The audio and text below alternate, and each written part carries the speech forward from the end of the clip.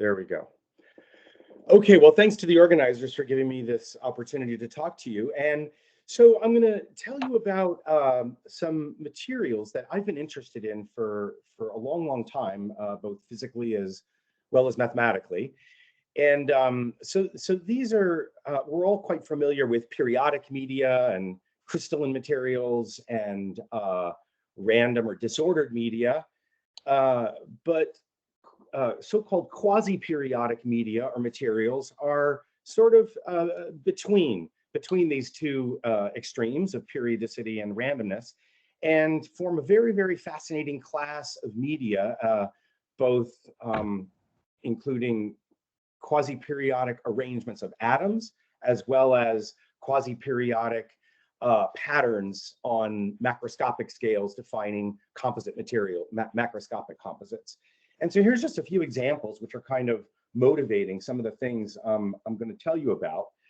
And so here's sort of a quasi-periodic arrangement, a quasi-periodic checkerboard in 2 dimensions, corresponding to a type of a Penrose tiling, an aperiodic tiling of the plane.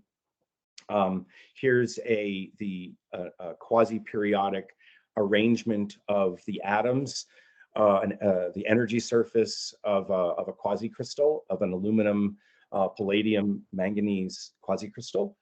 And here's sort of a 3D Penrose tiling of a dense packing of the dodecahedra connected to this holmium magnesium zinc quasicrystal over here.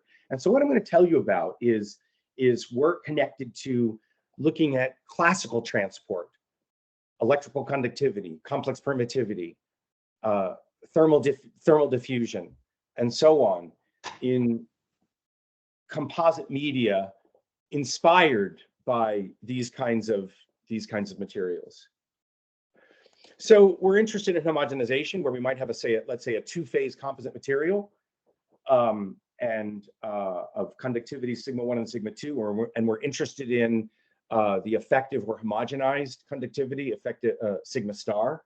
That's the forward homogenization problem. And the inverse homogenization problem is where you have information about the bulk properties and you want to invert for information about the microstructure. And this has a long and storied history, starting in the 1800s, say. And the sort of a very simple example, somewhat simple example, where my motivation comes from is considering just as a one-dimensional inhomogeneous material defined by a local conductivity 3. This is just to make the sum positive, cosine x plus cosine kx, and then look at the behavior of the effective conductivity as a function of the second wave k, wave number. And what we found a long time ago, very soon after, motivated by the discovery of quasicrystals, which exhibit order, but are nevertheless aperiodic and lack translational symmetry. Soon after this, we found that classical transport in effective in a medium such as this has this rather seemingly pathological behavior, where for K irrational, which is a quasi-periodic medium, in this particular 1D example, the effective conductivity is independent of K. It's just a constant, but it depends on K for K rational, so that this function is actually discontinuous at the rationals and is actually continuous at the irrationals. So I want to tell you about a very powerful method that many of you here are familiar with, which has given us, I think, really new insights into what we were seeing many, many years ago, but also that lead to, I would say, an exotic new class of materials that have interesting optical properties, as well as all these other classical transport properties that I discussed. So we're interested in the quasi-static regime, and this is the effective complex permittivity for a 2-phase medium. Here's the quasi-static Maxwell's equations defining the effective complex permittivity as a function of the ratio of the complex permittivities of the constituents, and a complicated function of the composite geometry. And we're interested in what are the effective or overall effective propagation characteristics of an EM wave in the medium. And this method goes back to I imagine maybe Ross is in the audience, but this goes all the way back to Graham's work with Ross McFedrin many years ago, and the so-called analytic continuation method, where you derive a Stieltjes integral representation for the, say, the effective complex permittivity in this case, and where all the parameter information of the two phases goes into this complex variable, and all of the geometry information about the composite goes into this spectral measure.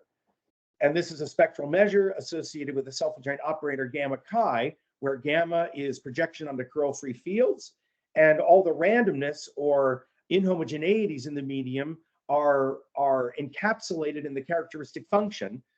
I'm talking about the brine phase and sea ice here, one in the brine, one in one phase, zero in the other. And then the mass of this spectral measure is the, say, the volume fraction of one of the media. And what makes the whole mathematical method go is a resolvent representation for the field variable, in this case, the electric field, in terms of this self-adjoint operator. And so this operator links the scales from microscale to macro scale. And in some sense, this representation distills the complexity of the mixture geometry into the spectral properties of an operator, similar to the Hamiltonian in quantum physics. And one of the main uses of this, this beautiful method has been to derive, at least in our case, particularly in sea ice, which is a two-phase composite of ice containing brine inclusions, very tight bounds on the complex permittivity of the sea ice, and inverse bounds recovering the porosity and information about the separation of the inclusions, but also developing a regularized inversion scheme to invert for the spectral measure, to reconstruct the spectral measure, say in the difference in these two different cases of young, healthy bone versus older osteoporotic bone, to develop a method of monitoring the onset and progress of osteoporosis. But again, the key object is the spectral measure. And so we developed a program to start to actually directly calculating this spectral measure. So it only depends on the composite geometry. And if you discretize a microstructural image, it gives a binary network, such as a random resistor network. And then the fundamental operator becomes a random matrix. And then the spectral measure can be computed directly from the eigenvalues and eigenvectors of this random matrix. And there's been a lot of earlier work analyzing the properties of these spectral measures. And so what we found by actually computing directly the eigenvalues and the eigenvectors was, okay, here's a random resistor network where the little black edges are where electricity or fluid can flow.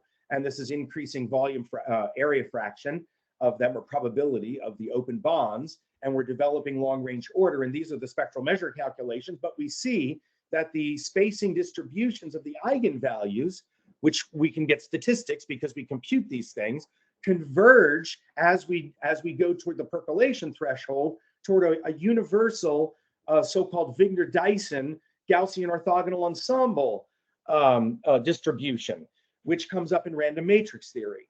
And so this led us into, again, the theory of random matrices, which was first used by developed by Wigner and Dyson to describe the quantized energy levels of heavy atomic nuclei. And there's Gaussian orthogonal ensemble and Gaussian unitary ensemble defined in these ways for normal distributions there. And one of the fascinating connections with pure mathematics here is that the Gaussian unitary ensemble describes the spacings of the distributions of the first billion zeros of the Riemann zeta function, of great interest in pure mathematics. And so here's kind of what we see again with our spectral measures and the spacing distributions. And that is, here's the water phase and the sea ice pack, and some spectral measures connected to the ice pack in this case. And as the water phase percolates and develops long-range connectedness, we see the eigenvalue spacings go from completely uncorrelated to described by this universal Wigner-Dyson distribution where the eigenvalues repel each other just like electrons on the line. And we found that this was just a small part of a much more general picture, namely that we were seeing all the physical and mathematical characteristics of an Anderson transition, which is normally associated with wave physics, quantum and optics and acoustics and water waves, where the localization transitions are connected to scattering and interference processes. However, we're finding this being, we've found a geometrical percolation-driven Anderson transition for purely classical transport, where wave interference or scattering effects are not playing a role. So as we go to a percolation transition, we see we converge to these universal eigenvalue statistics and transitions to extended states and mobility edges, just like in solid state physics.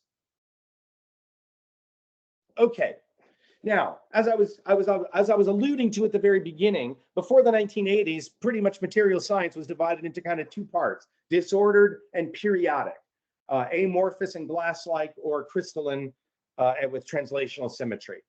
And quasi-periodicity had been come up very, very early in mosques in the Middle East, which I find just fascinating and very beautiful, and also in these very beautiful tilings invented by Roger Penrose in the 1970s. However, it was in 1984 that Schechtman and colleagues introduced and found an actual honest-to-goodness material that exhibited long-range order, but no translational symmetry, and a so-called quasi-crystal. And so then media is more maybe appropriately divided in this way, sort of the random ones, periodic, but then this intermediate phase of quasi-crystalline structures. But then this was mimicked in terms of the whole theories of photonic crystals and photonic quasi-crystals to use these structures to try to control the flow of light through media. But once we had made these discoveries about the spectral measure, I then rethought some of our findings about classical transport through quasi-periodic media. And one of the particular interesting examples was, here you have a checkerboard in 2D, but if you take a line of slope k through this checkerboard, if k is irrational, you get a quasi-periodic medium in 1D, a two-phase medium. And if it's rational, you get a periodic medium. And then it has this beautiful exact result with this beautiful graph for the effective conductivity of this fascinating material. So all this gave us the idea to pursue this whole beautiful picture of the Anderson transition in the context of quasi-periodic media. So then we started, so David invented a two-phase composite material based on moire patterns, where you rotate one lattice relative to another and then define this function. And then when the function's positive, it's a 1. When the characteristic function's a 1. When it's less than 0, it's a 0. And this gives you roughly half and half in a resistor network, but then all these subtle variations in properties. So this is kind of some of the kinds of media that we actually generate and see, where you see a very wide variation. And we get a small difference in, say, the twist angle. You get a very big difference in the material properties. Here's periodic, behaving like a periodic medium, and aperiodic, and very different spectral behavior.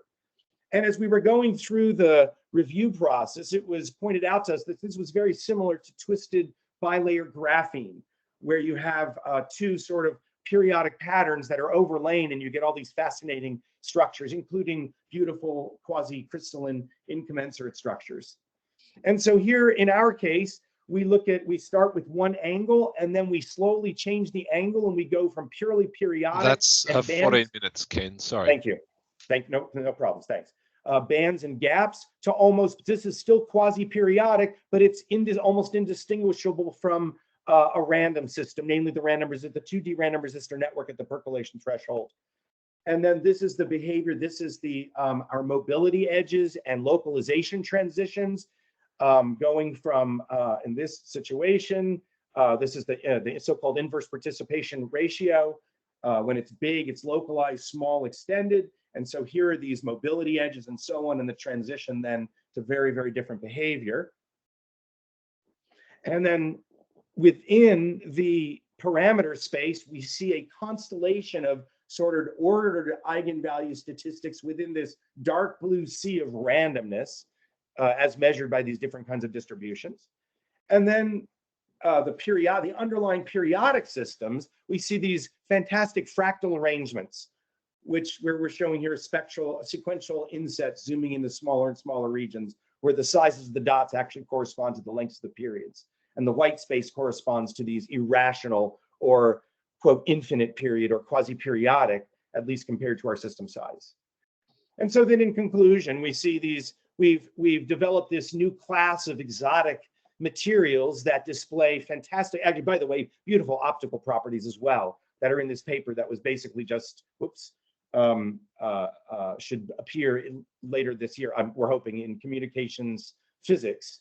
And anyway, we see this in very beautiful transition in the behavior, but just as a tiny 2-degree change in the twist angle. So in summary, we're bringing the framework of solid state physics of electronic transport and band gaps that's normally found in semiconductors or photonic crystals and so on to classical transport, such as thermal conductivity, electrical conductivity, complex permittivity in periodic and quasi-periodic composites. So thanks to the National Science Foundation and to the Office of Naval Research for supporting this research. And thanks for listening. Thank you very much, Ken. Are there any questions from the audience?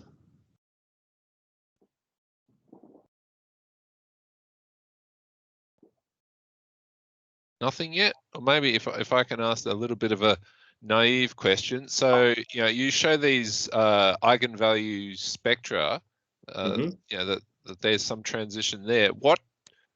What's the sort of, from a, say, an experimentalist's point of view, what's the observable great question. Physical difference? Yeah, no, great question. And so actually, if you want, I can